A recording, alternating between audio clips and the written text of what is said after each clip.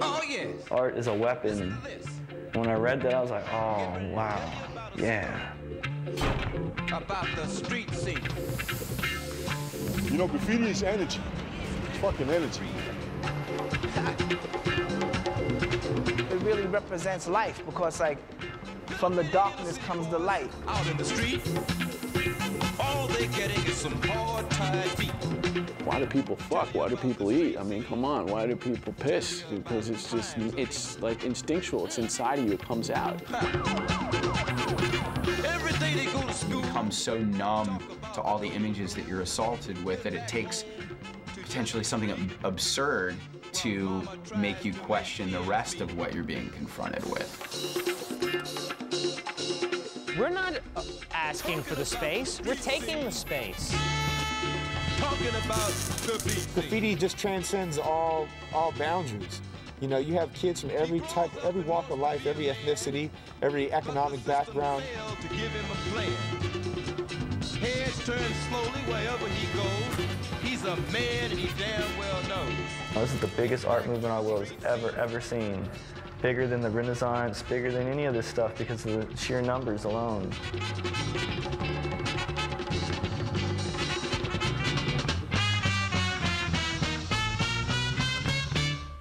A great fallacy is that it was born in New York. It was born in Philadelphia. I usually use cornbread as a jumping off point.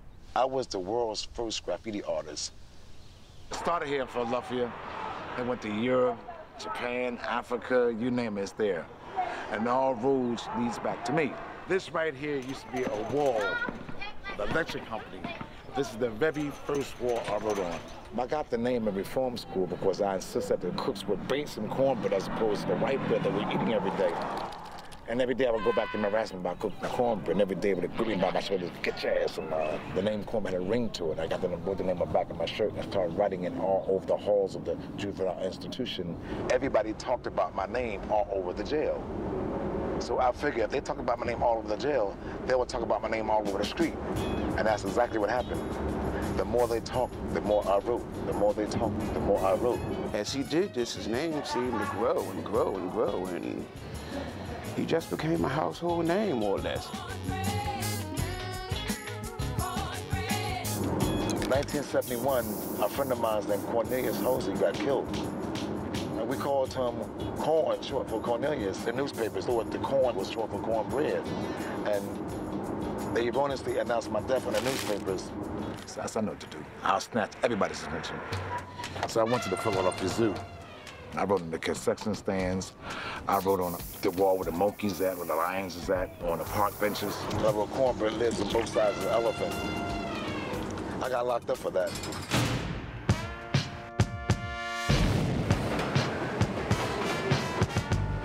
New York is rapidly becoming known as the graffiti capital of the country, a title Philadelphia has held for years. The numbers you see after the names refer to the youngster's street or building or school in an otherwise huge and anonymous city. One of the things that really set it off was an article that appeared in the New York Times in July 1971 that was about Taki 183. And he's seen as the Africa Bambaataa of graffiti. I'd always be on the train or the buses or just walking.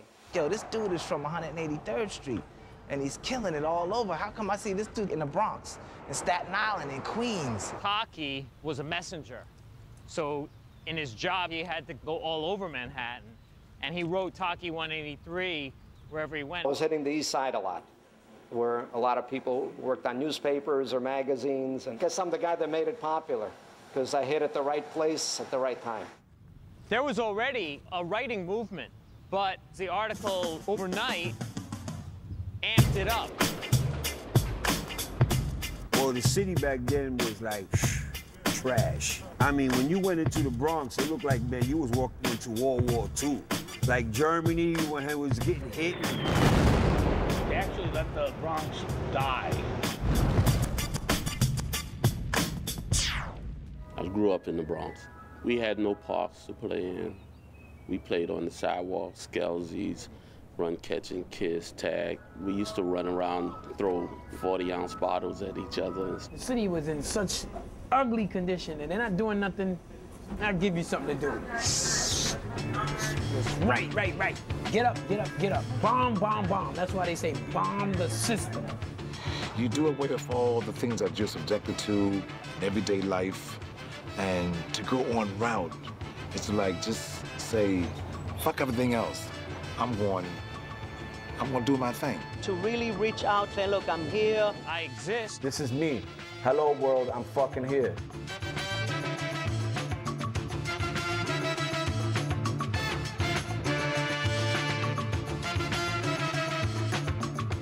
You put a pen in any child's hand, naturally they'll go to the wall. Graffiti writing started at the birth of human consciousness. Human culture has been identifying themselves on walls and in places forever. What they put on the cave walls, telling a story, that's what graffiti is. It tells a story too. Alexander the Great writing on the top of Egyptian pyramids.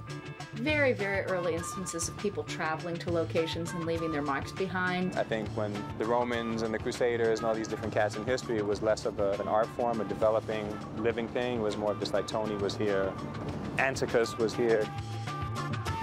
You can go through history and pick out example after example of people stating who they are, you know, where they were. This is where my graffiti career started. Back in 1972 is where I copped my first King 13 tags with little El Marco marker. And I got to that store over there, right here, man. I must have been about that high. And I was writing my name right here. When all of a sudden, from behind me, I get one of these. And I turn around, and there's these three motherfuckers right here. All outlaw and shit, man, you know? And they made me the offer I couldn't refuse. Join the gang or get my ass stomped and shit, man. So I said, fuck it, let me join the gang. They was hitting trains, and they taught me how to get inside the trains, and we go in there on from 116th, go downtown, hit them, or go up to 125th and hit the trains. Back in 1977, I was here with a couple of my boys, when all of a sudden from behind us, a whole bunch of gang motherfuckers showed up. Some guy just came up, and he came to put a gun on me and say, yo, I'm telling you, flip your colors or you're gonna die. We wasn't about to flip colors. And we said, nah, fuck that shit. I remember grabbing the gun like that and coming up like that, and he shot me. Took out my gun, I got him in his knee, exploding like. I was arrested. I was locked up for gang-related violence and shit. You know, my father didn't come to see me, and none of my boys from the gang came to see me. None of them. My brother showed up one day, man, with construction paper and some buffalo markers. And that's when I became T-Kid.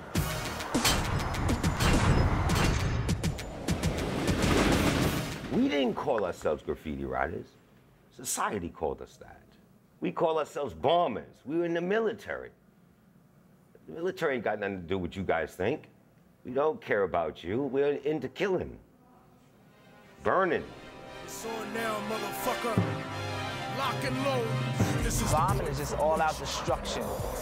You know, just going out, just like bombing, like dropping a bomb. This is the point from which I can never retreat, because if I turn back now, there can never be. If you go to the very essence of the graffiti movement, it's all about the signature and the tag.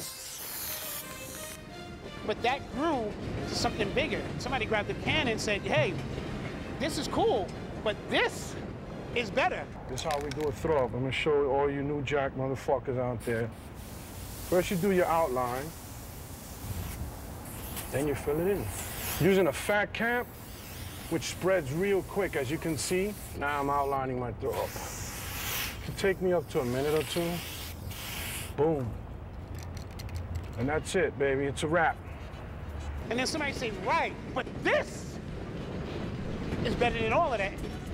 Pieces are just, you know, your name done in elaborate letters, whether it's simple style pieces or wild style pieces. You got two color blends, you got either shadow or 3D, you add some designs, maybe a cloud, a trim. So the whole art form is based upon lettering. You know how jazz, he took jazz and they broke it from its classical form and flipped it and started adding bebop to it in different forms. And we did the same thing with letters. We took the basic alphabet and stretched it.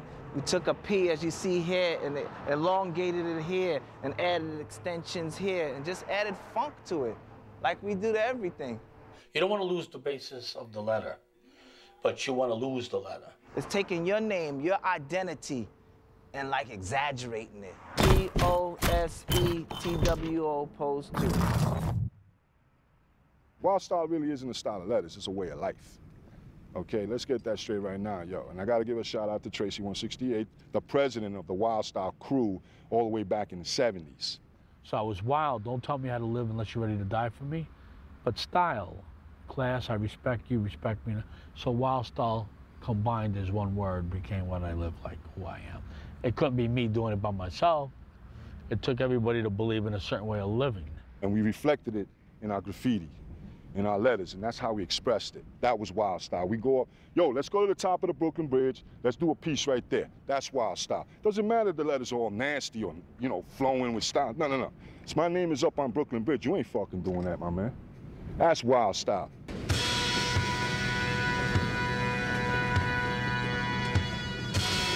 We took a tag, and then I thought I'd never see it again. Maybe in the afternoon, we were on the way back, and I look on the train. I see my name on the train, and I went, whoa. I thought there was endless amount of trains. I couldn't believe I saw my name again, and I got a rush. There was a tag next to it saying something. I went something like, what's up? And they went, hey, what's going on from Brooklyn? Wow, this is the greatest thing.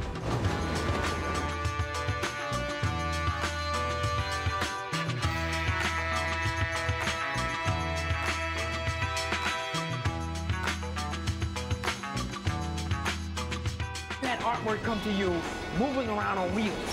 That's just the way I look at it. A museum on wheels. Where you gonna get that? Only in New York City. This was my very first choo-choo train that I painted at barely 16 years old. Once I saw that name go by on a live train, people going in and getting out, I just had to continue doing it. My mom was, of course, horrified that I was running around sneaking out of the house at night. There was no stopping me. I would jump out the bedroom window and go painting with my friends, and I'd sneak back in the house, and my mom would slap the hell out of me. Hate it when a hand comes out of the dark and just beats you up. You're not even expecting it. You're sneaking in. Whoosh. The more they told me, you're a girl, you can't paint graffiti, you can't go to subways because you're a girl, you're a mere female. I had to stand up and just shut them up. It's not a game. It involves hooking up with someone that knows a particular train yard or layup, knows the schedules, knows when it's the appropriate time to go in, how long should you be there, knows the escape routes. You've got to be able to run and carry a heavy bag of paint and climb a huge fence and wall. You go in there almost like a small military mission. Writers are street soldiers. We go on missions because that's what we do. We plan out, we're calculated, we have strategy, we look at the maps. We do our homework. We're not fighting your war, we're fighting our own war. Going for a thrill ride, an adventure with your friends at night. You know, you don't know what's gonna happen. Someone could get hurt. Hope you get home in the morning, maybe you'll wake up in jail. That's excitement.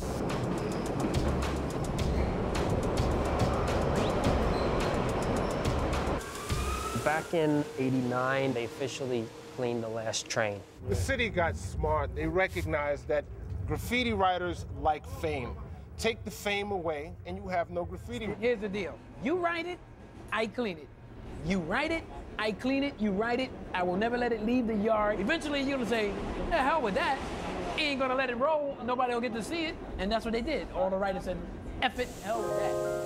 I wasn't ready to stop writing graffiti just because trains weren't bombed anymore. So, you know, most of that energy was just focused elsewhere. You know, the graffiti might not have continued on the subways, but, you know, it was survived on the streets. My name's Fucking Revs, F-U-C-K-I-N-R-E-V-S, and I'm a writer, graffiti writer. I'm not really into people too much.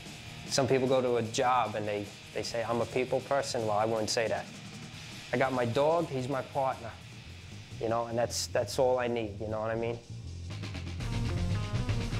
About 1980, 1981 is when I got into punk rock, graffiti. I never looked back since, and I don't give a damn about hardly nothing in this world. I mean, if you're gonna tell me you're gonna die 2 seconds from now, I said good. My old man, he was a millwright. My grandfather was an iron worker, a union iron worker. My uncle's a union iron worker. I'm an iron worker. We're just basically blue collar, just working jackasses, you know what I mean? And I never wanted to become this. This is something I've hated when I was a kid, because I used to see my father lace up his boots, like, and get out of the house at 5:30 in the morning. That's why I wrote graffiti, that's why I was into hardcore. I was just like, I don't want to be like him. You know, and turns out I became almost just like him, you know what I mean? And it throws my head off because I'm like, how the fuck did this happen? Since I fought so hard against everything, you know? I started posting up bills. And then at the same time, I seen Cost post bills. I called them up, and we had the same exact philosophy. It was just like, fuck everything, fuck everybody. Let's just take over and shove it down their motherfucking throats, man. And that's what we did. We just went ass wild on the city. And by '95, I guess the city just had enough of us. CO got bagged. He got 5 years probation. He got 3,000 hours community service. He got fined, and that's when I went underground. The subway tunnels were the most beautiful element around, because there's nothing like being in a subway tunnel. It's one of the more dangerous places, but it's one of the most peaceful and safe places at the same time. I would just prime out a big-ass section of wall, and I'd just write shit, you know, stories that happened. You know, my goal was to do every single subway tunnel in the system. I think I was like maybe 35 short, and I would have got all the way if I wasn't stopped. I ran into the police, basically. Ever since the early 70s, politicians, lawmakers never really knew what to do with kids that were writing, and never really quite figured out a healthy way to deal with it. So they decided to criminalize it. Don't do it!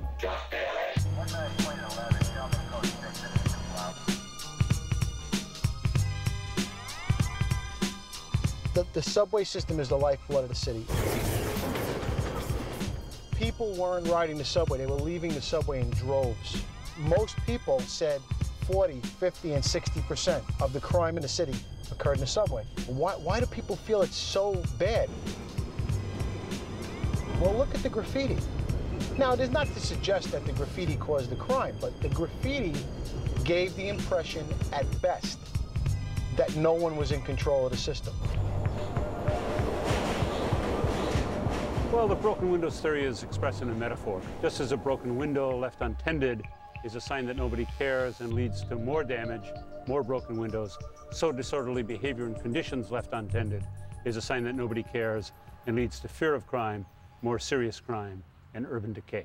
Graffiti is a gateway crime. It's a gateway for children to get into a life of crime. It's the first crime they commit, and once they start getting away with it, they say, hey, this isn't so bad, and move on to bigger crime. If somebody's gonna do a crime, they're gonna do it regardless of the fact, you know what I'm saying? What about white-collar crime? Does graffiti lead to white-collar crime? At the end, you're only just vandalizing, you know? You're putting your name on the wall with spray paint. There's a lot of other shit they could be out there doing, you know? More severe crimes going on. I've been upstate twice for more serious crimes, you know? And that's why I said before, if it wasn't for Grav, who knows where I'd be. I'd probably be locked up upstate again for something else, you know? You know, Vandal Squad wants all of us, and like I said before, Vandal Squad can still suck my dick. You know, this is for you guys. They love us. They love us, because they'd rather chase us than to chase a drug dealer who's going to turn around and take a shot at them, you know? Yeah. We're just writing our names on the walls, man. You have made the choice that you want to continue to hurt our community, and our community needs to send you a message, and that's jail time. They're being paid to go out and chase 15, 16, 17-year-old kids, and on some occasions, 25, 30-year-old men. That job is the other end of my stick. They gotta catch me first. I've been chased 3 times this year, and I'm fucking running circles around them. Another criminal chased.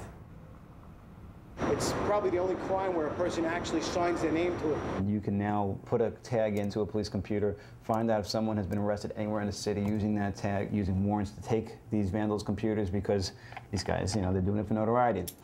You start modifying behavior by the application of the law, you know, you start to improve the overall quality of life. Whose quality of life? My quality of life? 42nd Street, all the streets nice and perfect, man. All right, you come up to where I live, the Bronx, fucking potholes everywhere you go. My front end of my car is all fucking jacked up. You know, where is this quality of life taking place? Fresher than this. I don't see why a clean building is a better quality of life than something with art on it. Graffiti is such an indemnable part of New York. You can't really think of a neighborhood or even like a street without it. People believe that they live in a kind of neutral public space. What they don't realize is that what's neutral to them, what's a neutral, comfortable public space to them, may actually be excluding a lot of people. Everything's getting gentrified. All these fucking hipsters and yuppies are moving in here and they're just taking over the city. The city's just boring. There's really nothing for kids to do anymore except go out and fucking destroy shit, get drunk, and it's bad. There's no New Yorkers in New York no more. There are no freaking New Yorkers in New York City. Well, at least in Manhattan. It's just becoming this like Disneyland, cookie cutter, boring playland for the rich, and it's disgusting. If you want to really talk about the issues that are messy, classrooms, family structure, those things you can't cosmetically just, you know, sandblast off a wall. Those are things that are much harder to legislate around and much harder to get people to understand. And it's much easier to point to someone and be, these thugs, give me your votes, I'll make them go away. You know, we'll fix the broken glass and then your crime goes away. It's a load of shit.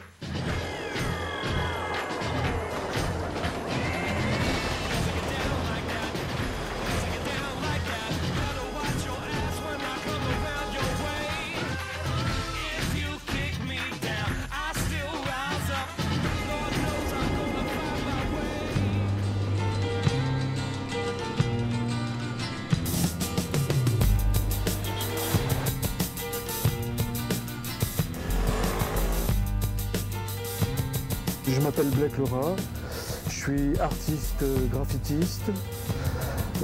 J'ai commencé au début des années 80, 81 exactement. La première fois que je suis descendu dans la rue, j'ai voulu faire une pieces américaine. Tu vois, j'ai voulu graffiter comme ce que j'avais vu à New York. En faisant le Pieces, je me suis dit non, il ne faut pas que je fasse ça. C'est pas possible parce que dans l'environnement parisien, dans l'architecture, ça ne ressemble pas à l'Amérique. Mes premiers graffitis, c'était des rats et je les faisais courir le long des murs parce que le rat est le seul animal libre dans la ville. Mon but, c'était de couvrir Paris de rats. Et ce château a été construit vers le Xe siècle et est complètement abandonné depuis à peu près 50 ans. J'aime beaucoup travailler sur la mémoire des lieux. Chaque lieu dans le monde garde la trace de ce qui s'est passé avant. Et quand j'arrive dans un lieu, je ressens profondément ce qui s'est passé autrefois. Tu vois, comme si j'avais un rapport avec le surnaturel, tu vois, avec le passé, les choses. Le premier pochoir qui a été fait au monde, c'est la main dans les cavernes des premiers hommes. Ils mélangeaient de la peinture, des pigments avec de l'eau, qu'ils mettaient dans leur bouche et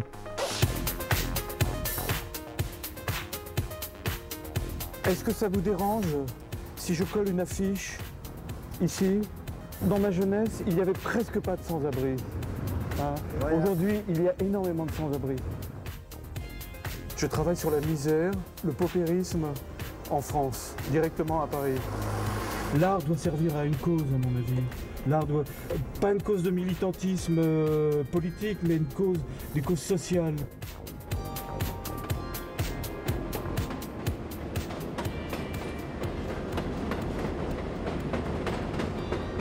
Entre 84 et 90, ça a été une explosion sur Paris, le graffiti. C'est-à-dire qu'à la rigueur, les gens n'ont pas compris ce qui leur arrivait. On venait tous de banlieue pour déchirer Paris. On nous a abandonnés dans les cités, on nous a menti depuis qu'on est tout petit. Et on s'est foutu de notre gueule, quoi. Il y a une mentalité ici, ancienne, française, qui n'a pas bougé. On nous juge toujours mal. Que ce soit dans le boulot, que ce soit dans notre apparence, notre style vestimentaire. C'est un pays raciste, voilà. Ici, on voit que des Arabes et des Noirs dans les cités. Et si vous allez à Paris, on n'ira que, on verra que des Français, tout. C'est un ras-le-bol et un vrai ras-le-bol. Le graffiti, c'est un moyen de s'exprimer. Et les jeunes, ils n'ont pas souvent la parole ici. Ils n'ont pas souvent Jamais la parole. Je tag donc je suis. Voilà, je tag donc je suis.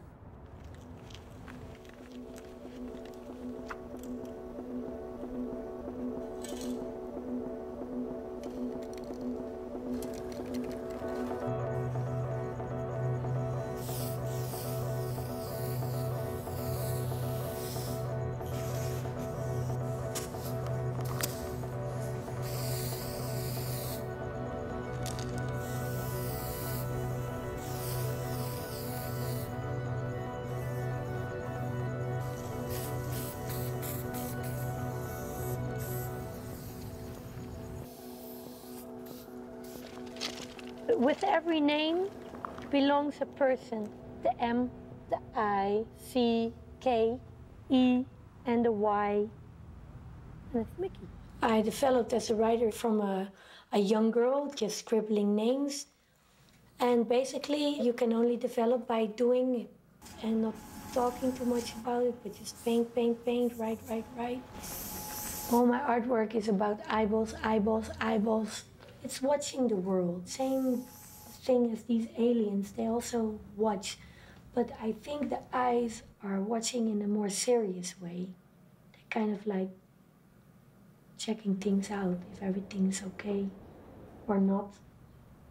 I teach first and second grade of primary school in Holland. And I always try to keep it separate, because I thought nobody should know that I do graffiti. But now I don't give a damn about it anymore. Lange dag of is het een korte dag? Korte dag! The little ones, they are so pure. And it's something that I see a lot of grown-up people have lost, their urge to play. Like doing graffiti is like playing.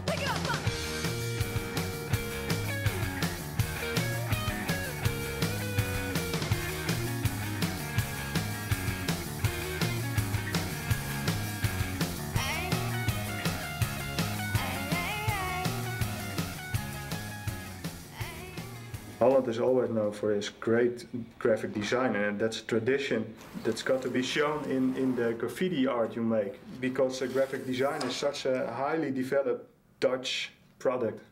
Look at this money, it's so beautiful. It's so abstract, and that's not money, that's artwork. The graffiti money. Dutch graffiti is really about typography. A lot of crews are only into designing letters and fonts and really strange shapes, and they're not really into painting photorealistic murals.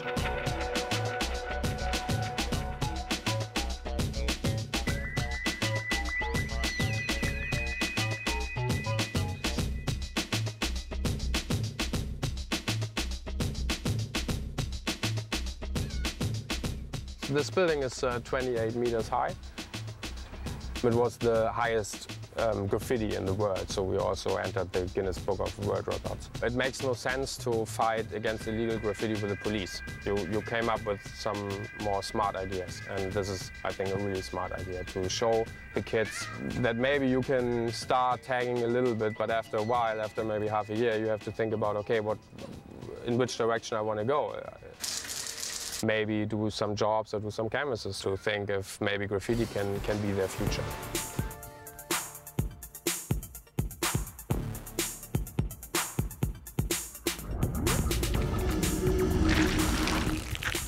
For me, it's not art. If you reject society, you have to reject the way this society judge when it's art and when it's not art. Graffiti painters are being taken up by jet setters and gallery owners and trendies. Subway riders are transferring their talents to canvas and setting prices from $200 to $2,000. But when you're trying to replicate what is naturally goes on a wall, I don't think it looks right when it's put into a gallery on a canvas. If you repeat the same aesthetic, it doesn't work. It looks very stupid and flat. It looks a bit cheesy, it's a bit kitsch. The graffiti on canvases, that's the end of graffiti. To me, people who do art want to become somebody. They want to have their slide scene, they want to have gallery shows, then they want to get paid for it. You're not getting paid for it. Somebody's going to paint over it. You might get a punch in the face from somebody you've gone over, It's just more bad things are gonna come your way when you do graffiti. Going out and doing street work is so fucking powerful. You know, and then trying to kind of take that and put that in a room somewhere and invite people to come and drink wine and look at it, you know, it becomes kind of farcical, really, you know. For some of the images, the way they work, it's a shock to see them on the side of a bank or whatever, you know. A lot of the work, you know, does lose its power and its potency when it's just not illegal. As I say, I really sort of started to become, as I think of it, a graffiti artist when I was in Iraq. And it just really picked up from there, and it's something I carried on back through into Palestine and then back to England when I came back. And now I just can't stop it. If I'm recognised, then eventually the police will take me for criminal damage. And for any artist who's prolific, that can mean a long time in jail.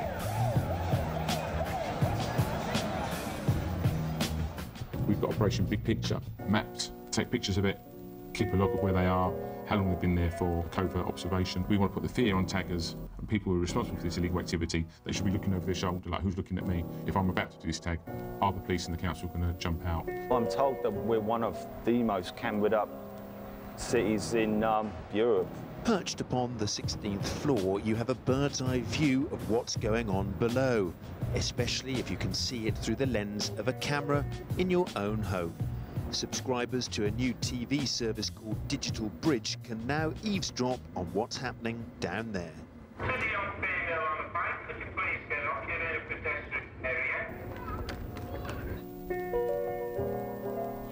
The thing that confuses me about surveillance cameras is you have what's supposed to be an obviously public space, but the surveillance camera like immediately privatizes that public space. I can't figure out where the public space is anymore. Isn't the public space all of this stuff? I mean, isn't this where we're supposed to be allowed to express ourselves? Kind of what we had to do was make our work invisible, in a sense, to the authorities. And the things that are invisible to the authorities are the things that the authorities install. We become invisible to install invisible work. And in that way, we're able to work at any time of day around any official. I mean, we can do it right in front of the Vandal Squad and they wouldn't know what we were doing. When working with a street object and you keep it in its context, it opens the floodgates for the kind of expression you can do.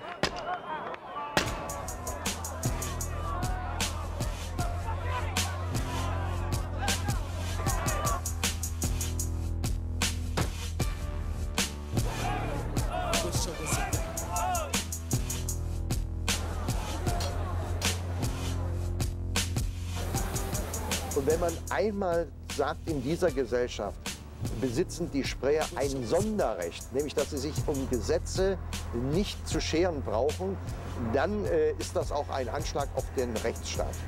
Als Strafe kann für die illegale Sprüherei zukommen eine Geldstrafe und bis hin zu einer Gefängnisstrafe 2 bis 3 Jahre.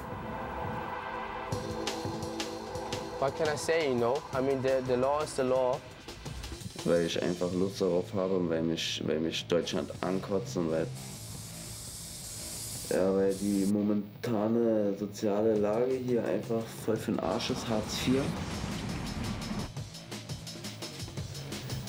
Und keine Ahnung, Deutschland nervt mich einfach, weil alle beschissen drauf sind und jeder jeden hasst. Und mal CBK, das steht für mich, für meine Ärzte, für meine Familie. Und das lebe ich zurzeit. Für mich ist es einfach eine Ehre. Das sind die heiligen 3 Buchstaben, die mir mit 12 Jahren in die Wiege gelegt wurden, mit denen ich einfach bis an mein Lebensende gehen werde, weil es eine Verpflichtung fürs Leben ist, ein Bund fürs Herz, für immer und für meine Freunde. Man steht für die ganze Gruppe ein.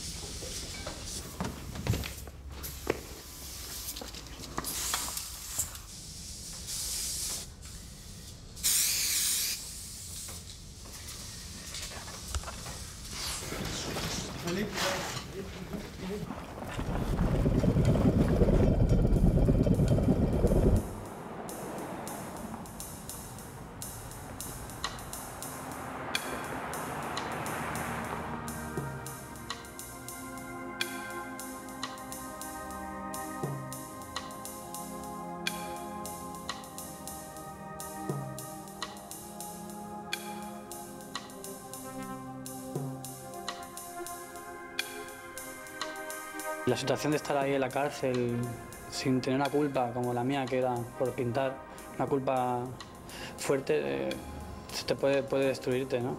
Como persona y te puede destruir la vida. Y la tuya y la de los familiares y la que tu alrededor. Nos conocemos ya de Sevilla, pero empezamos a pintar hace un año. Y fue un flechazo. No, la gente se cree que somos una persona solo y somos dos. También nos ayuda mucho a conocernos cuando pintamos, ¿no? Si estamos vacíos, si estamos faltos de amor, de cariño. Pues la pintura dice mucho, ¿no? Yo, como te he dicho antes, soy mi psicólogo. Yo me considero como pintor y que pinto en la calle. Porque hay que ir a un museo para ver arte o... Que a lo mejor no es accesible para cualquiera. Mejor aire libre, ¿no? La luna, el sol, ¿no? La vida. Porque no le da alegría a los colores esos de ahí, el rojo, amarillo, no le da igual. Lo que feu vosaltres aquí es embrutar las frasenas, las portes. Tienen una casa y la dejan abandonada, entonces le damos color para los vecinos. Pero color, vida, alegría. mira lo que te voy a decir. Mi casa no es abandonada. A su casa no, pero esto sí. Pero te viene, te pinta toda la puerta. Son los niños, los niños. Bueno, los niños y tíos con de yo, ¿eh? También. Ya sabes. Y yo le cojo la lengua y le hago sacar todo con la lengua. ¿Comprendes? No, está bien, sí. Siempre la gente se queja de los tags y todo esto, pero hay que entender que un chaval o una mujer cuando empieza a hacer graffiti no puede empezar haciendo ya grandes murales artísticos. Tiene que empezar por la expresión mínima, por el principio de todo, el tag. Enfrente de mi casa hay mucho que yo digo, yo os doy permiso para que pintéis toda esta pared. Que antes estaba toda la fachada muy mal. Y empezaron a pintar, la pintaron así, y le da vida al callejonete. Le da vida, está más bonita. La libertad que tuvimos o tenemos los artistas de aquí puede ser que haya hecho que nuestro grafiti sea más diferente, ¿no? Porque hemos tenido bastantes zonas donde podíamos pintar a diestro y siniestro y todo eso ha hecho que hayamos pintado más que en otras ciudades. Hola, me llamo Sixear, pertenezco a la ciudad de Barcelona y luego al planeta Tierra. Y empecé pintando cuando tenía 15, 16 años. Empecé bombardeando, haciendo tags.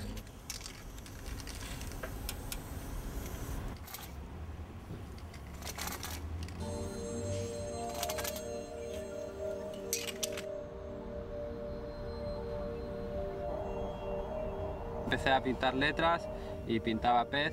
Un carácter no se podría transmitir más que una simple letra.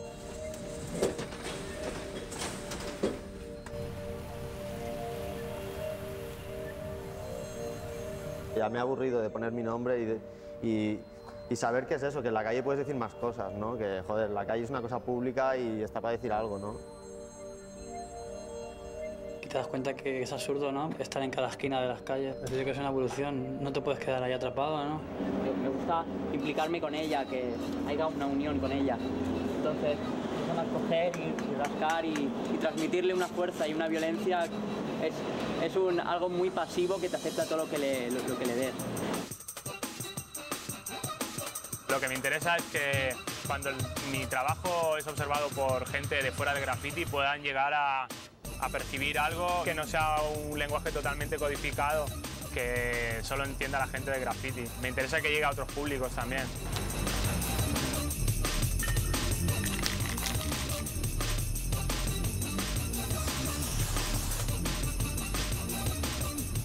Hasta hace 5 años se podía pintar con total tranquilidad, pasaba la policía y no te decían nada. Estaba más permitido y ahora están cambiando las leyes. Aquí hace muchos años había una pared muy larga, como de 2 kilómetros, todo lleno de grafitis.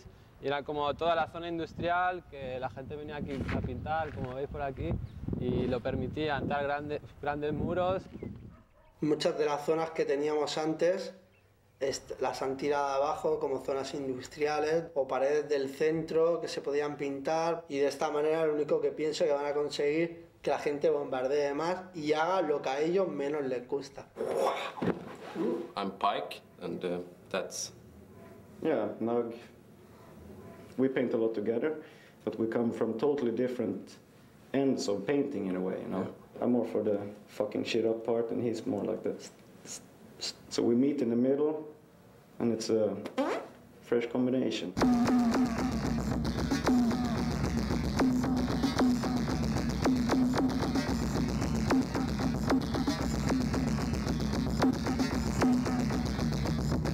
You're totally free, you're just doing it, you go on instinct. You should try to paint this way. It really feels good, you know. It can also look beautiful. It's quite a beautiful crime, as they used to say, or still says.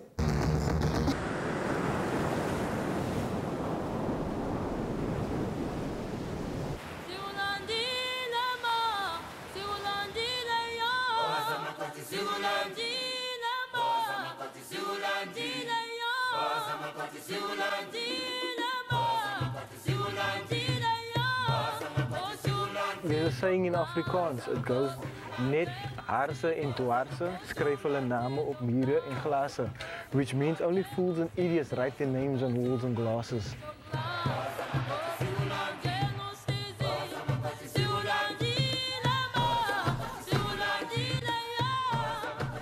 During the 80s, graffiti was seen as a political tool for guerrilla warfare. Only in the early 90s we started doing our names. We never thought that writing your name was the aim of graffiti. We were doing stop the violence. That's what we did all the time. Peace, free Mandela. If you were caught for doing graffiti, it would be seen as a political crime. You could be detained without trial or any hearing, or no, you didn't have to notify your parents, nothing, indefinitely. It could just as easily, and perhaps much better, be described as a policy of good neighborliness. So-called colored people back in the 80s were influenced by hip-hop most, as opposed to blacks, whites, any other race in South Africa. Colored being myself, because I know a lot of people can't comprehend that you get blacks, coloreds and whites. Colored people do not have a lot of culture to draw on. Being caught in the middle of a race war sort of, you're not black, you're not white, makes you long for something bigger, something to hold on to. And we adopted the whole culture, the art aspect of it, the music aspect of it, knowledge of song.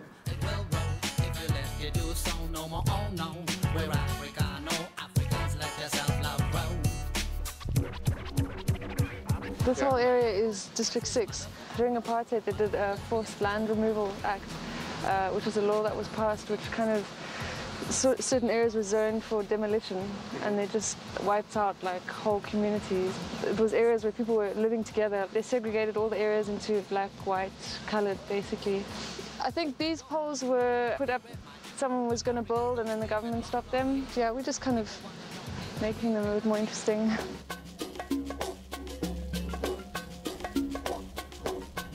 This is considered a township where black people live. Graffiti is a luxury sport, you know, and people coming from this background, this environment, it's the last thing on their mind. Being artists is like a fantasy. Do we buy something for school that we really need, books, whatever the case, or do we buy a spray can?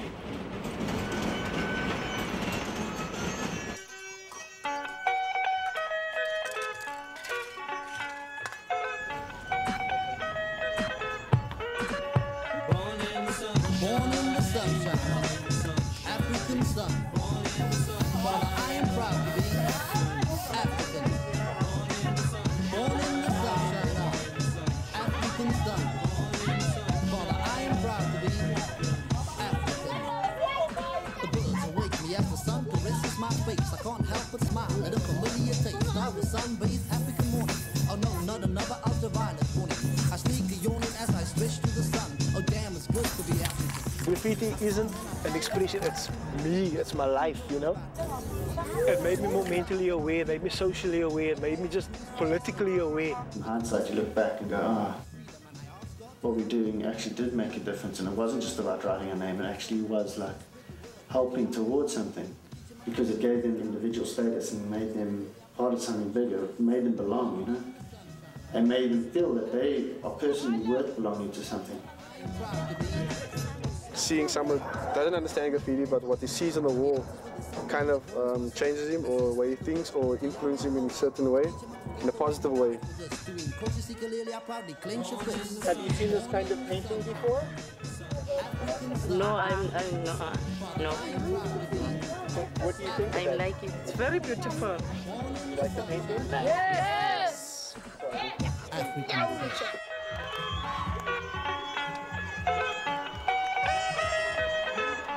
Cape Town has got some skills. South Africa's got some skills. Vandalize, baby. Cidade maravilhosa. Cidade maravilhosa. Cidade. Toda vez que a gente sai pra pintar, a gente sai com medo. São Paulo. Dá medo. Tava tremendo. Cidade maravilhosa. Cidade maravilhosa. Acho que São Paulo é uma cidade que não tem ordem. A loucura, buzina. Não tem comparação com nenhuma cidade. É o país perfeito com as pessoas erradas, sabe? Os únicos lugares no mundo, assim, que a coisa ainda é cru. Tá começando agora. Assim. Como aconteceu em Nova York nos anos 70, aqui nós estamos passando pela mesma coisa, só que com estilo totalmente original brasileiro. O quanto a cidade está rápida, como um dragão, como uma grande máquina que vai devorando tudo. As coisas estar massificadas e tudo uma cópia cultural dos Estados Unidos ou da Europa.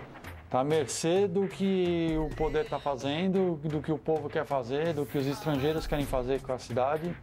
Enfim, qualquer um faz o que É um país onde você não vive, na real, você sobrevive. Até hoje você vê o que está acontecendo na Amazônia. Eu acho que tem bastante a ver até com os canibais que eu faço. E muitas vezes copiar uma cultura, mas você canibalizar ela, sabe? Anteogêmeos de São Paulo, do bairro do Cambuci. A gente faz grafite e também faz um trabalho para a galeria de arte. Quando a gente pinta é tudo uma coisa só. Não dá nem para explicar, assim. Sei lá, eu posso estar na Indonésia fazendo um trampo, ele tá aqui na Bahia pintando outro, a gente tá pintando gêmeos. Naquela época a gente não só queria ser mais um da cultura hip hop. Foi vendo que não era nossa praia. Não era a nossa realidade ficar pintando isso. A gente começou a buscar uma coisa mais interior, mais brasileira. Os nossos personagens dentro desse caos, dessa cidade, acho que é uma mistura de tudo que a gente vê, ouve, sente, todo dia, 24 horas.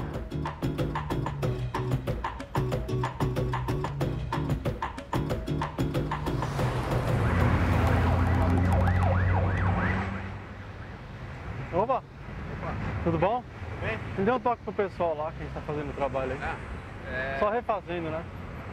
O que seria aí? Trabalho de quem? Oi? Não, trabalho nosso, meu, tudo artista. Tudo artista. Tem alguma autorização, prefeitura? A gente tinha, porque a gente tinha feito um trabalho antes aqui, né? Ali é um animal, né? É mais pra aquela coisa de preservação da natureza, essas coisas, né? Mas, meu, São Paulo é uma cidade que tem muitas outras coisas pra polícia se preocupar, eu acho.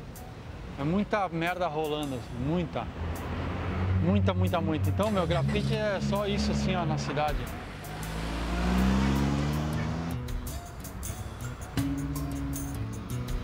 Sou a Nina, de São Paulo, aqui do Brasil.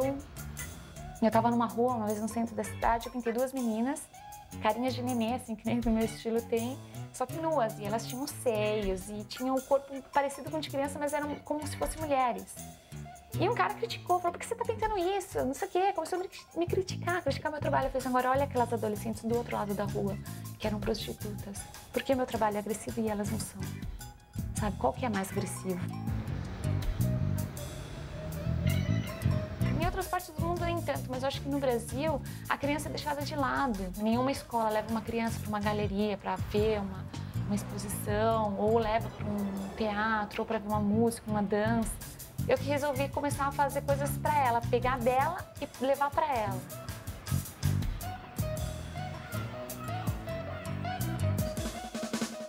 Atenção, Brasil! Atenção, Brasil! São Paulo tem muito mendigo. A única coisa que o mendigo sabe é o nome dele, assim. Sim, o nome é o que você tem, assim. A primeira coisa que você tem é seu nome, assim. Então é por isso que você tem que defendê-lo, assim. O estilo americano era muito forte no mundo todo, assim. A época que o style era uma coisa que predominava no estilo de letra, assim. E eu nunca gostei muito porque eram muito enroladas as letras e não dava pra ler, assim. Eu sempre me preocupei com fazer sempre as letras separadas.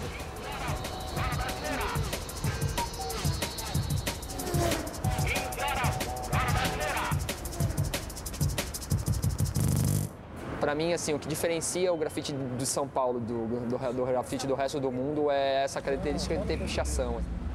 Existe nas letras, né? Algumas letras, se criou de fazer letra. Cresceu aqui, nasceu aqui, é daqui, assim. Tem a ver com a arquitetura do local, tem a ver com o que a gente passa na cidade, que é, tipo, é difícil de sobreviver. Puta, isso aqui, assim, sabe? Tipo, São Paulo é bem isso, é uma coisa reta com um pouco de movimento em cima, assim. Tipo, você vê pela arquitetura, assim. Os prédios são sempre bem compridos. A vertical deles são bem altas e, tipo, em cima, normalmente, ou ele dá uma mudada, assim. Ele faz essas coisas pra quê? Pra prejudicar. Aí vai deixar tudo riscado, tudo escrito do jeito deles. Só eles que vão entender o que está escrito ali. Então, é feio isso aí, não dá. Aí... Mas se o cara pichar, pinta de novo em cima. Pinta de outra vez, beleza. Eu adoro fazer isso. Feio é propaganda política nos muros, certo? Feio é esses outdoor ridículo, é quem tem dinheiro por um outdoor com o cara da cueca gigante. Feio pra mim esses cartazes ridículos de vender no show, entendeu? O pichador não vende nada. O pichador só mostra que ele existe. Só isso.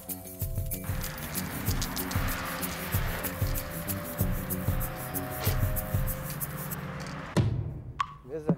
Mais uma coisa rolando, né? Está no fim do mundo aqui, ó, no fim do mapa da Zona Sul. Se classificar o Brasil como o terceiro mundo, aqui é o quinto mundo, cara. E aqui pertence a São Paulo, né? Pertence à América, que pertence ao planeta Terra, que pertence a uma parte de coisa que eu não sei explicar mais. Tá certo, eu sou escritor de rua, conhecido como pichador. Eu pratico intervenção urbana. A gente faz uma guerra, mas não é guerra com balas e metralhadoras, igual o Sr. Bush. A gente faz uma guerra escrita, com terrorismo tipográfico. É difícil ser pichador, gente. São Paulo não faz ser grafiteiro. E duas, além de você ter uma letra bonita, que o pessoal só chama pro rolê que tem letra bonita. A gente tem letra bonita, tem que pichar bem, entendeu? Nos lugares altos, igual a gente, entendeu? Tem que pichar... Se quiser ser famoso, é difícil, hein? Totalmente difícil. Quando eu vou pichar, eu escrevo o nome da minha gangue, Pigmeus, e ponho a minha assinatura, que é VAG. A nossa técnica de pichação é mais uma técnica de marketing. A gente prefere escolher os lugares mais difíceis de pichar. A sensação da pichação é a mesma coisa, a sensação de você escalar uma montanha, você chegar lá e ficar sozinho. Se tivesse grana, eu ia fazer rapel, ia escalar umas cachoeiras. Como eu não tenho grana, a gente escala prédio, mas as técnicas é tudo na raça, meu. Só que a diferença é que você tá só a risco, você pode ser preso, você pode cair, sei lá, você pode acontecer várias coisas, não?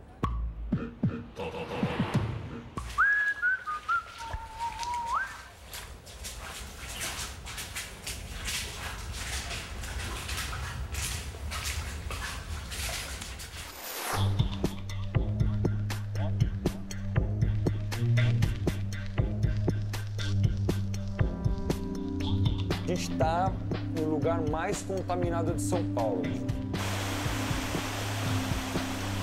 Welcome to my gallery.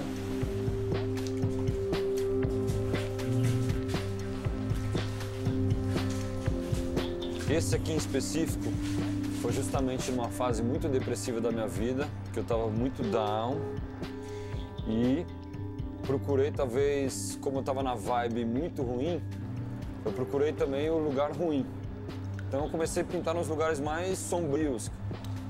E dessa fase de depressão eu falei, meu, já que eu tô pra baixo, eu vou pra baixo, literalmente.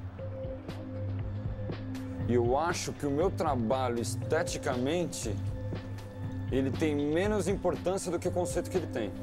De grafite que eu criei com essa cor azul, que simboliza a vida pra mim, ele vai estar sempre aqui nesse lugar, assim, sempre com essa força, sempre com essa intuição de cura, de falar, meu, olha aqui, ó, a barata, o lixo, tal, tudo. Tá aqui a vida, tá aqui o contraste, porque eu não quero vir pisar na merda dos outros e nem ficar aqui dentro de um lugar tão claustrofóbico, fedorento. Independente que ninguém veja, eu faço isso daqui porque é a minha vida. É aqui a minha terapia, aqui que eu encontro a paz. Hein? Uma vez eu caminhando por esse corredor e escutei barulho de cachorro. Falei, meu, será que tem cachorro aqui dentro?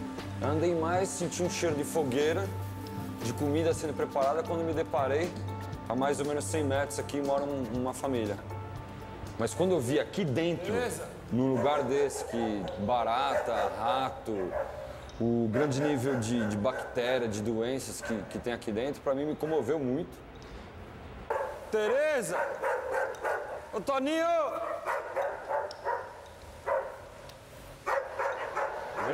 Toninho, meu querido. O Toninho é um amigo meu que mora aqui já há 4 anos e que tem um filho que está desaparecido faz 1 mês. Então eu também estou fazendo uma divulgação para ver se a gente encontra o filho dele, tá ligado?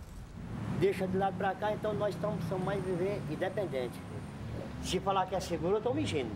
Assim, em tempo de sujeira, a Valência que nós bem cuida bem disso aqui. Porque em termos de limpeza, não tem como, né, Zezão? Não tem como. Falar que eu estou numa maravilha aqui, eu estou mentindo. O trabalho do Zé, eu admiro muito ele, admiro. Para mim, o Zé, sabe o quê? É um herói. É. Ó. Inteligente. Isso é nóis, mano. Cabeça. É. Batalhador que nem eu. Graças a Deus. Pra mim é cabeça. Ele é um cara que vai fundo a fundo e acredita nele mesmo, nele. Graças a Deus.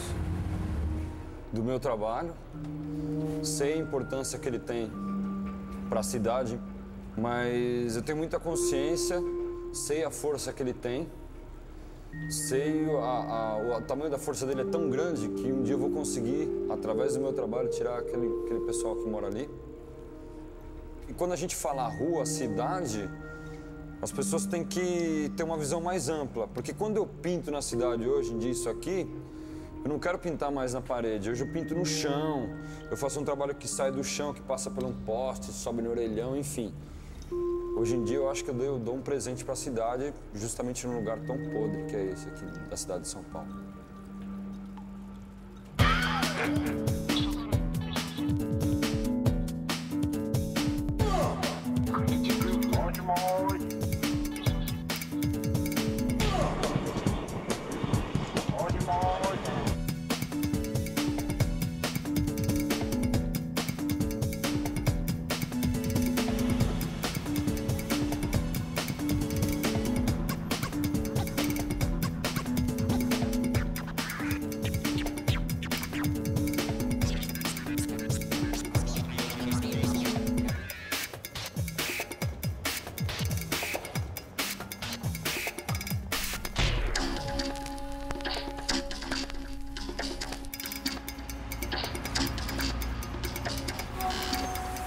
まあ昔ガンガンやりだした時にちょっとまあなんかちょっと悩んでしまったことがあって、グラフィティのなんか善悪に対することでちょっと悩んでしまったことがあって、でまあちょっと知り合いの坊さんにそういう話をしたら、なんか自分の背中の後ろに自分を見てる目があると思え、それがなんか仏の目、それを通して客観的に見て、まあ、恥ずかしくないと思うことやったら何でもやれっていう話をしてもらって。や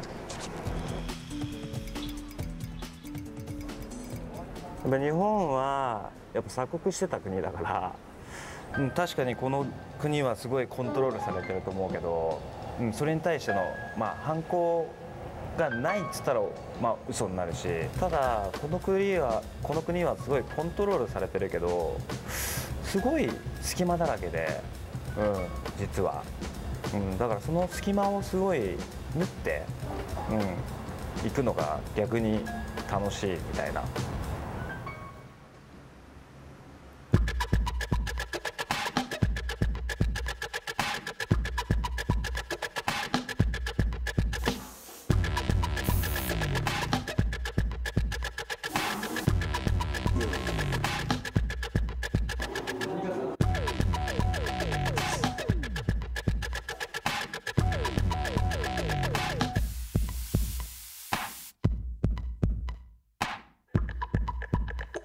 もしグラフィティをやってなかったら、グラフィティに出会えなかったら、今頃はもうとっくに死んでるかな。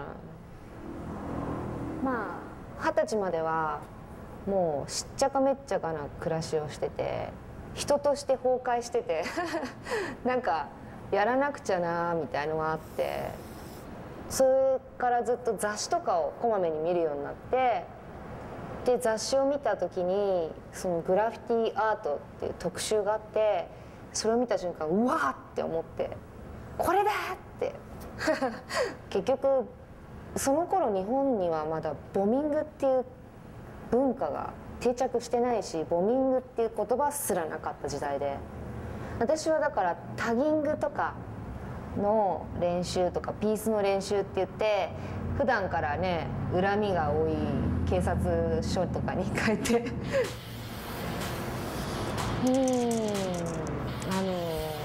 強そうな女性に見えると影響だと思うんだけど、がんになったり、子供を産んだりしてグラフィティができなかったりして、でなんかなんていうんだろう、精神的にグラグラしてた時があって、で自分の中の願望かもしれないかな、強くなりたいと。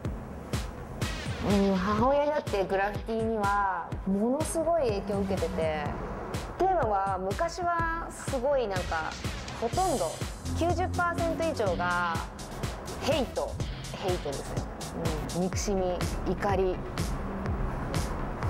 今はほとんど喜び、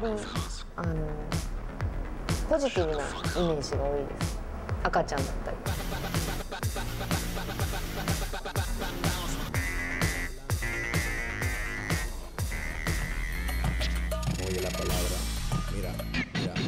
Oye, al espanto te está hablando, avisando, mano vamos, vamos, predicando, en las ciudades tocando, sonando, cantando.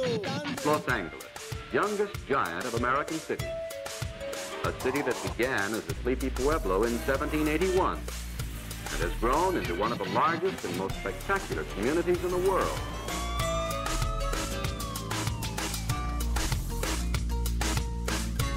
In the shadow of the City Hall is Alvarez Street, birthplace of Los Angeles. In the 1920s, down in Alvarez Street, the shoeshine boys, they would take their dabbers and put their name on the corner to make that corner their own. The zoot suit era came in the early 40s. And that's when the first placas using the Old English and writing the roll calls first happened. Everybody's name all rolled up. Old English was used in the most prestigious places. It was the most important places, military induction for Vietnam.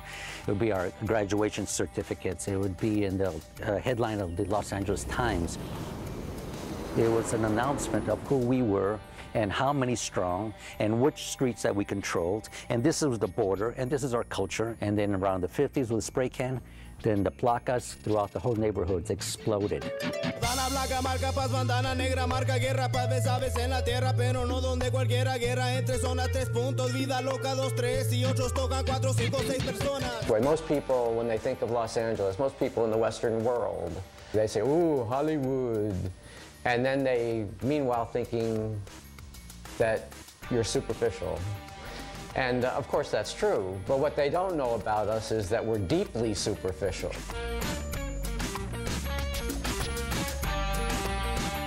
So I think LA is a little bit more like artsy, you know, but yeah, it's still pretty gangster here.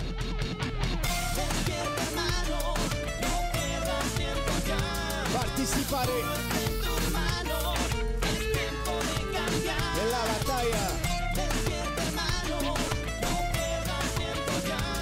Abro mis manos, ahora camina.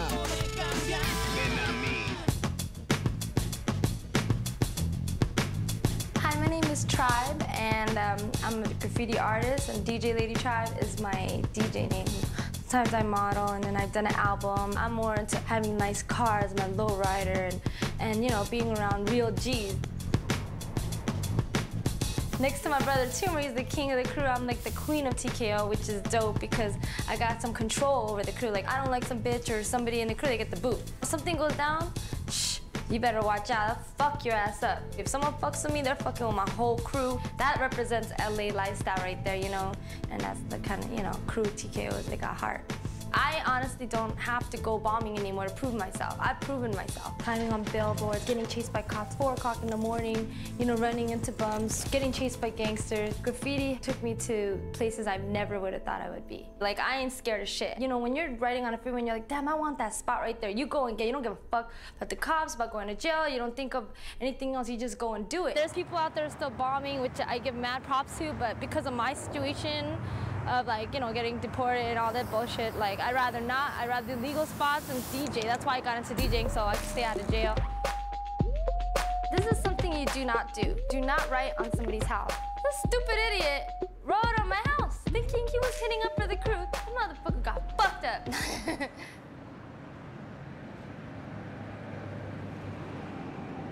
When I started with the symbol, it was about more of my identity with the Chicano movement that was happening, with the movement with Cesar Chavez. I wanted to make a political art statement about who I was in my own neighborhood. And the reason I came up with this was because in the 60s, what was really hot and cool then were the movies. Superfly, the big hats and the fur collars, but I put in the Chicano Day of the Dead, which is not about death, it's about life. That's why I put a big smile on him. And then the image of the zigzag man with a 3/4 view. So I took all those pop icons, and eventually this is what the image that came out. Within a few years of that, the gangs picked it up, and then now it's 35 years plus later, and there's over 1,000 men in prison, the avenues, the Mexican mafia, who have this tattooed on their bodies. The sides of their necks, full stomachs, down their legs, or full back. They feel if you get shot in a gang war, if you have this symbol, Señor Suerte, Mr. Lucky, that you won't die. So that is part of their heritage now.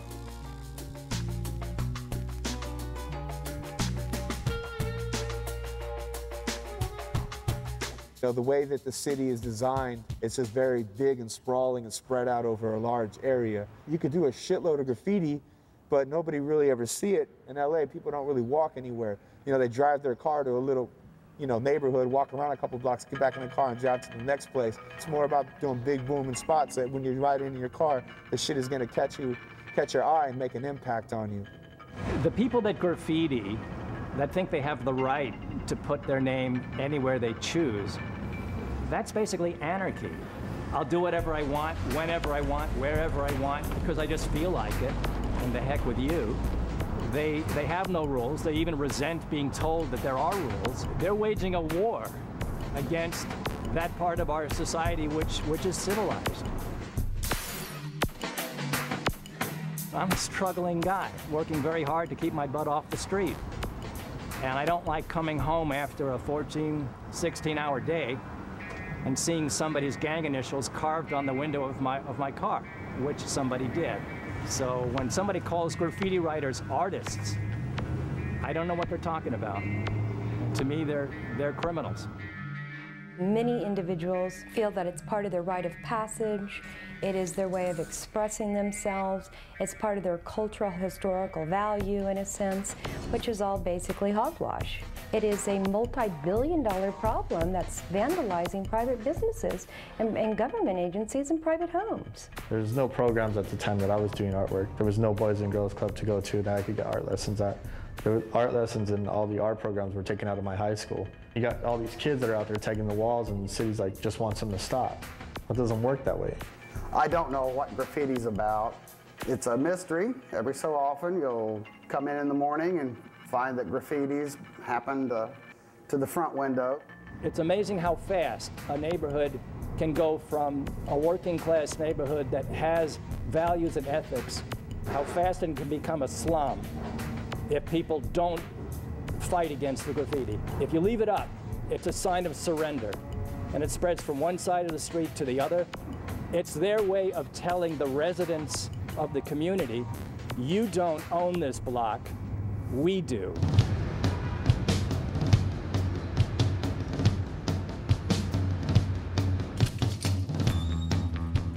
You never know when you're gonna need some spray paint.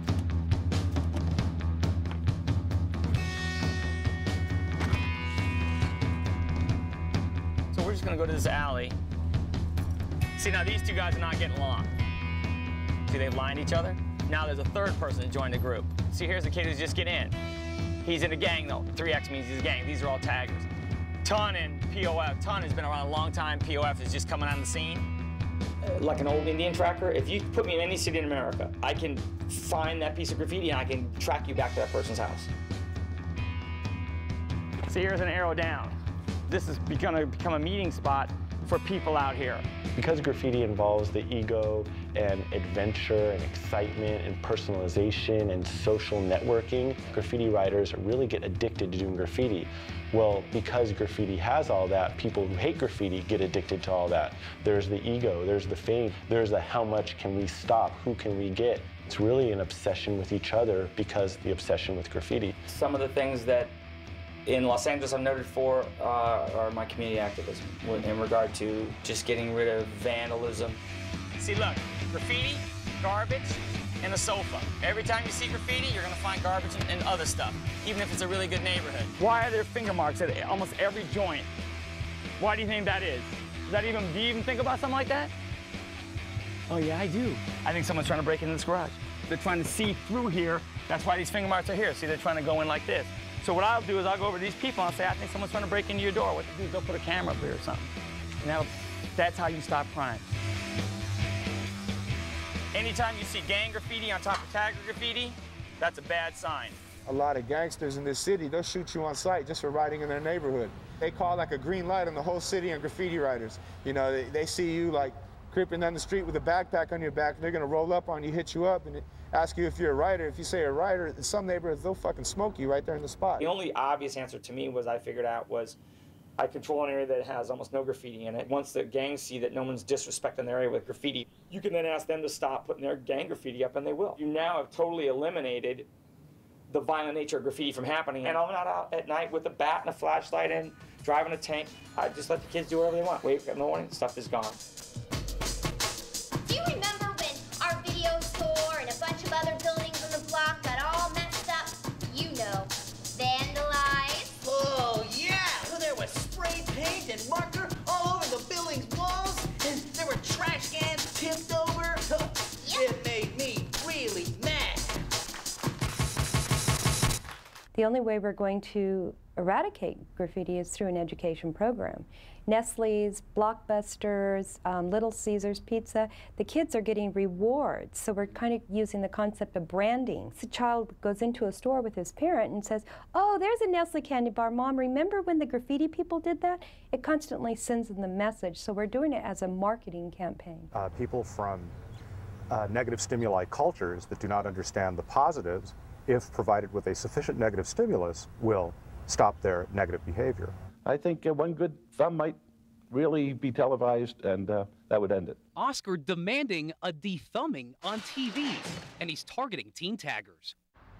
LA, the city in total fucking decay, is hideous. You know, it's different shades of beige and gray, and it looks like shit. What's wrong with decorating that space or using that space to express yourself? Never before in history did young people have the ability to really change their surroundings and what they had to look at every day. If you ask the average person what's at the corner of Fountain and Sunset, they'll probably tell you, well, there's a Tang's Donuts, there's a flower shop, a McDonald's. Where a graffiti writer will respond in an entirely different way. They won't see the Tang's Donut actively. They know it's there, but they'll probably see the newspaper stands that are landmarks. You catch a tag on that, it's going to stay forever. Just by looking at the space in a different way, the textures become more alive. It's not just signage and places of consumption. It really is a place to interact with, a place to touch. The back of the freeway sign is ignored, it's alienating, it doesn't exist.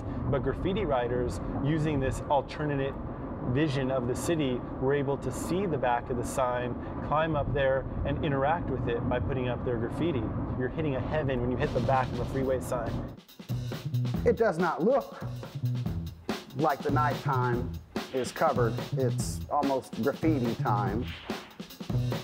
A National Guardsman on every other block, starting at sundown, would at least have some effect on the problem. I got a thing on my mind.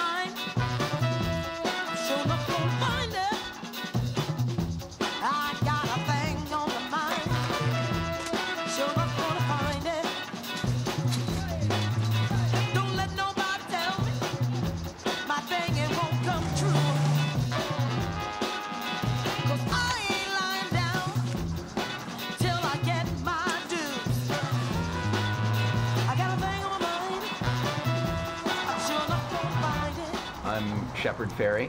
I am a graphic designer, street artist. I have a clothing line, a magazine, run a gallery. All those worlds colliding, that's what I try to do. Lord knows that I've tried. I got what I got, 'cause better folks have done. The Andre the Giant Has a Posse sticker started as a fluke. The night it was created, a friend of mine was staying over at my house. He said, well, teach me how to make stencils. And I looked through the newspaper, and there was an ad for wrestling at the Civic Center, and the image was Andre the Giant. I said, oh, why don't you just cut this? He's like, no way, that's stupid, I'm not cutting that. And immediately that triggered something in me where it was like a reaction to how cool all my skateboarder clique friends thought they were. My reaction was, man, Team Shed is over. Andre's Posse is the new shit. I mean, if you look at this thing, it's totally crude. It's like a 10-minute design, but at the same time, just the balance of black to white, the image, the formula, the handwriting, there's sort of a charm to it, and I completely lucked out with that. You know, if someone were to say, come up with an icon that you're gonna perpetuate for the next 15 years, definitely wouldn't have been that.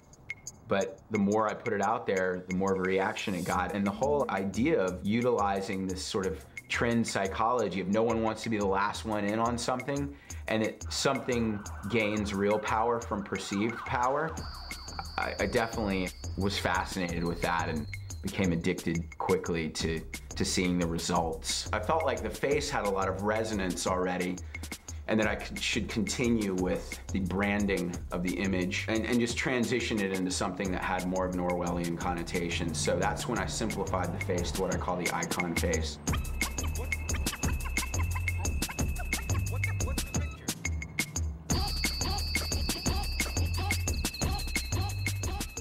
Obey specifically was from John Carpenter's They Live. Rowdy Roddy Piper, who, coincidental wrestler connection, is the protagonist. Rowdy puts on the sunglasses and the world goes from color to black and white, and every advertisement, instead of saying vacation in Tahiti, says consume, sleep, watch television, obey. You walk down the street and everywhere you look, you're getting people putting messages in your face. The city's giving you all this stimulus, advertising, all this stuff screams at you all day. Clear Channel, with their big advertisements all over the place, they have the money to do it and they do it.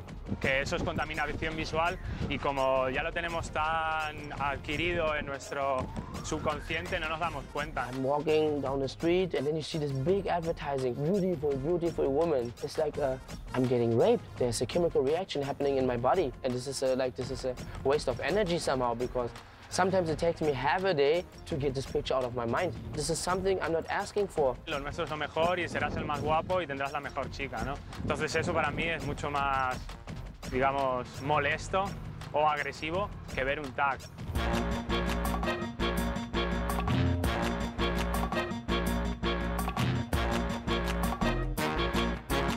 You know, like with television, there was kind of like a deal. It's like, we're gonna get television in your house, you can turn it off anytime you want, we'll give you this content, and in exchange, you watch some of our advertising. But there was never a deal struck with billboards. They're almost like visual litter, and the public doesn't get anything back from it. You know, so if I give some that are actually entertainment or content oriented, then it makes a better dynamic.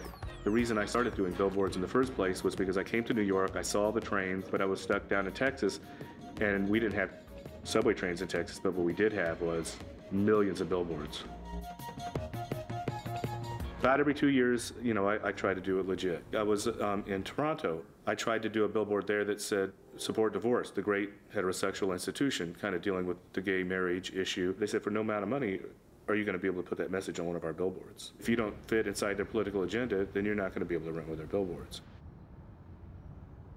Since the late 1980s or 1990s, advertisers have employed graffiti tactics in getting their message out. It's important to kind of realize that you know, the early writers in New York were, as self-marketeers, were kind of massively ahead of their time. If you look, for example, at the idea of using mass transit to self-market yourself, you know, I mean, they were incredibly visionary, you know, I mean, scarily so in a way. Advertisers, as you know, are always trying to catch the street. Graffiti is the visual representation of that, so now they're like, well, how can we tap into that? these grossly irresponsible corporations who decide they want to try to look cool and gain some kind of street credibility, I guess, by promoting crime. So much graffiti is in popular imagery as far as merchandising and video games and movie posters. Toys, muñequitos, no sé. I have a high-end clothing line, handmade custom stuff emblazoned with my claw. I also am doing t-shirts for people that can't afford that, making sunglasses and jewelry, sheets and home accessories. A gente precisa comer, precisa, entendeu? Precisa viver, então não quer ficar trabalhando em banco, em escritório, nada disso. É nada melhor que você poder usar a sua arte para poder fazer um trabalho legal, né? Com todas as marcas que a gente já trabalhou, todas as empresas, a gente é bem assim, não, isso a gente não vai fazer, isso aqui, se a gente tiver que fazer, vai ter que ser assim. There's a new segment of the young population who are doing graffiti because they see the advancement possible in graffiti. So much of the kind of surrounding culture is like, gotta get paid, gotta get paid. I want to get some shoes out, be in a couple graffiti movies, television shows, probably a radio station. I want to get as far as I can in graffiti, you know. I want to be able to make money off of graffiti, you know. The second money is involved, that's great. You're part of a system where money is now a reward for what you're doing. That's what you do. But on the graffiti side of it, I don't respect you for graffiti. I respect you for being an efficient entrepreneur. Good job. I do not respect you for being a good graffiti writer because you're no longer a graffiti writer. The real bomber is just like me. Don't give a shit about none of this video shit. Don't give a shit about none of this magazine shit. You just want to get up for you. And you're the king, my nigga. You're the king or queen. The real motherfucker out there putting in work. They don't give a shit about nobody else but just getting up. Is street art getting too mainstream? The aesthetics that you associate with street art might be getting mainstream, but street art isn't getting mainstream. There are very few people that are actually out there doing street art, taking the risk, getting arrested, getting fined, having their shit covered by other street artists, vigilante citizens. It takes people with a lot of dedication and persistence. Most artists don't risk their life, you know, dangling from an 8-inch ledge, you know, 6 stories up above the freeway with semis going underneath their feet just to do their painting. Most artists don't sit there doing a painting, get shot in the fucking back of the head for it. It's a full contact sport. It's a lifestyle. It's like worse than the worst drug you can imagine, you know. It's like there's no rehab that's gonna cure you from this. Vício, vicia. Na real, quando você falar é vício, mas é mesmo. O negócio é louco. Não é pra qualquer mesmo. The people who are buying some Levi blue jeans with a graffiti ad or a t-shirt with a graffiti logo are not aware of what's happening at the street level with this culture. That people are living and dying to do this, with the emphasis on dying, as in getting killed doing graffiti. Stem 1, his legs were amputated. He fell on the train tracks between the cars, and both legs were severed. He got killed. The next guy to die was a guy named Solid. His brother was Bot, 707, very close friend of mine. What happened was he fell between the cars when the train was leaving the train station, and he landed between the train and the platform, and the train actually spun him like this and broke every rib in his chest. And you got used to going to funerals, and it was sad, but it was like, what are you gonna do?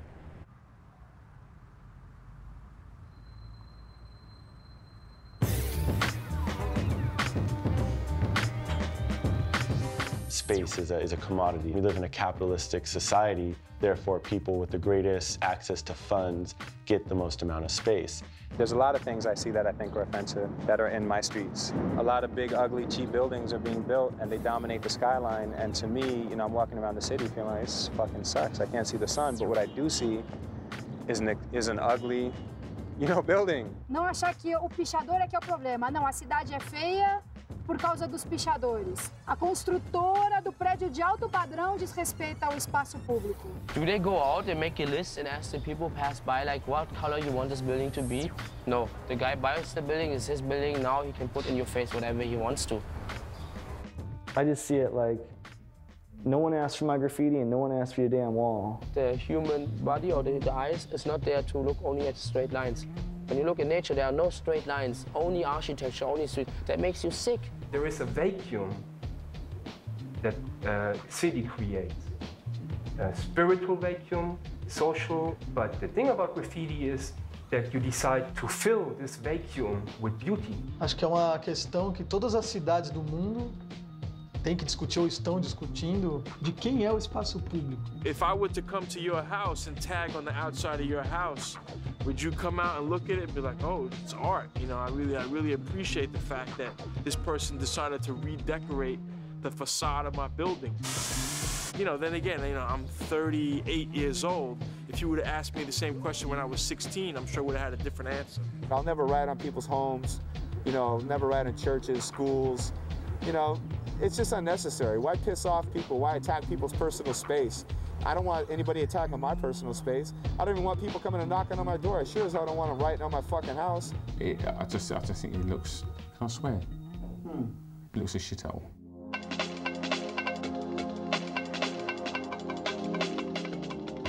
Well, you can't have a democracy without public space. There's no point in having a voice or having a concept or an idea if you can't disseminate it. Are we supposed to only go to art school and only hang our artwork in this designated spot? If there is no rebellion in our society, we would be stagnant. The basis of this country in America, from what I was told, was, you know, rebellion. You just had to put your foot down and say no more of that. We're going to take matters into our own hands now, and we're going to paint wherever we please. It's like another life, you know? Being almost like a superhero, you know? Creeping out on the streets at nighttime when everybody's sleeping, warm in their bed. It's so important to all the young kids. They can relate to it. They can go down the subway, there's a tag, there's something on the bus, there's something here. It's living. It's communicating to you right now.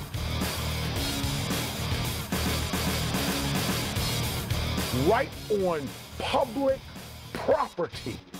That's what we should be writing on, the highways, the buses, the trains. Public, whatever is paid for by taxes, bomb them shits, hit them up.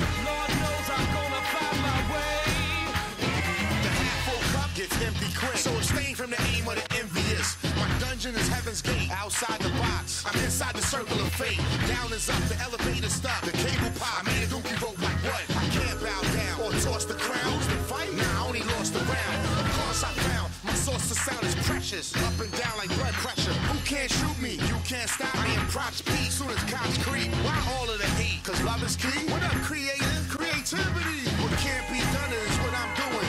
Even in still life, I'm still moving. Cause I get down like that.